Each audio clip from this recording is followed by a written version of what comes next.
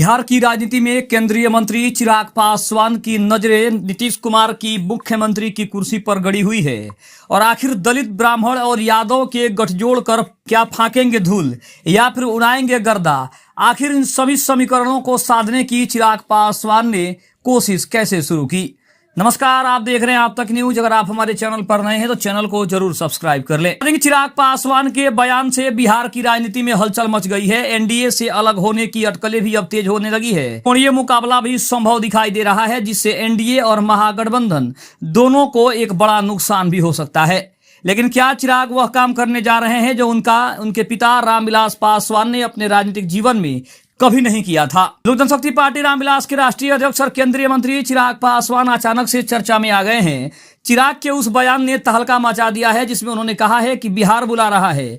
क्या चिराग पासवान एनडीए से अलग हो रहे हैं या फिर एनडीए में रहते हुए सीएम पद की दावेदारी ठोक रहे हैं या फिर सीट शेयरिंग को लेकर एनडीए में प्रेशर पॉलिटिक्स खेल रहे हैं? क्या चिराग पासवान की नजर नीतीश कुमार की सीएम की कुर्सी पर लगी हुई है? चिराग पासवान के इस बयान के बाद सोशल मीडिया पर तरह तरह की चर्चाएं शुरू हो गई है।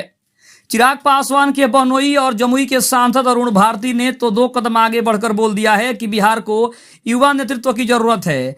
अरुण भारती ने नीतीश सरकार के कामकाज पर भी इशारों में कई सारे सवाल भी खड़े कर दिए हैं। लेकिन क्या बिहार की राजनीति, जो पहले से ही गठबंधनों और जातिगत समीकरणों के जटिल मायाजाल में लिपटी है, अब चिराग के संभावित कदम से नया आयाम लेगी? चिराग एनडीए से अलग होते हैं तो क्या इस फैसले से न केवल एनडीए बल्कि महागठबंधन और अन्य छोटे दलों के बीच समीकरण पर प्रभाव पड़ सकता है? क्या चिराग पासवान वह काम कर पाएंगे जो उनके स्वर्गीय पिता रामविलास पासवान ने अपने राजनीतिक कैरियर में कभी नहीं किया था? क्या 2025 में चिराग पासवान का सीएम बनने का जो सपना है वो साकार होगा या फिर उनकी राजनीतिक महत्वाकांक्षाओं का हश्र वैसा ही होगा जैसे उनके पिता का हुआ था? राजनीतिक विशेषज्ञों की माने तो चिराग पासवान खराब स्थिति में भी 2 से 3% दलित वोटों पर पकड़ रखने का मादा रखते हैं। अभी तो वो केंद्रीय मंत्री हैं और दलित और महादलितों की लगभग 5 से 6% आबादी पर उनकी अच्छी खासी पकड़ मानी जाती है। 2020 के विधानसभा चुनाव में चिराग पासवान ने एनडीए से अलग होकर जदयू के खिलाफ उम्मीदवार उतारे थे।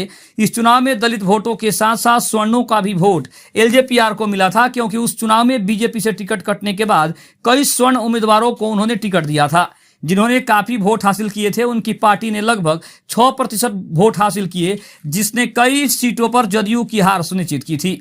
अब यदि चिराग अस्थायी रूप से एनडीए से बाहर जाते हैं और प्रशांत किशोर की जन स्वराज पार्टी जैसे नए सहयोगी के साथ गठबंधन करते हैं तो बिहार में त्रिकोणीय मुकाबला होने की पूरी संभावना बढ़ जाती है। वहीं अगर राजनीतिक जानकारों की माने तो एनडीए के लिए चिराग का जाना एक बड़ा झटका होगा। बीजेपी और जदयू का गठबंधन बिहार में मजबूत रहा है, लेकिन दलित वोटों का नुकसान बीजेपी को कई सीटों पर कमजोर कर सकता है। खास करके हाजीपुर, जमुई और वैशाली जैसे क्षेत्रों में चिराग पासवान का प्रभाव बहुत ही तगड़ा माना जाता है। वहीं दूसरी ओर जदयू पहले ही चिराग पासवान के 2020 के विद्रोह से एक बड़ी सबक ले चुकी है। नीतीश कुमार के लिए यह गठबंधन का टूटना मुश्किल साबित हो सकता है, क्योंकि चिराग उनके महादलित और अति पिछड़ा वोटों में एक बड़ा सेंध लगाने का मादा रखते हैं। बिहार को करीब से जानने वाले वरिष्ठ पत्रकार ज्ञानेश श्रीवास्तव भी कहते हैं कि अगर प्रशांत किशोर और चिराग पासवान की पार्टी का गठबंधन होता है तो जदयू और बीजेपी के वोटों को अधिक नुकसान पहुंच सकता है।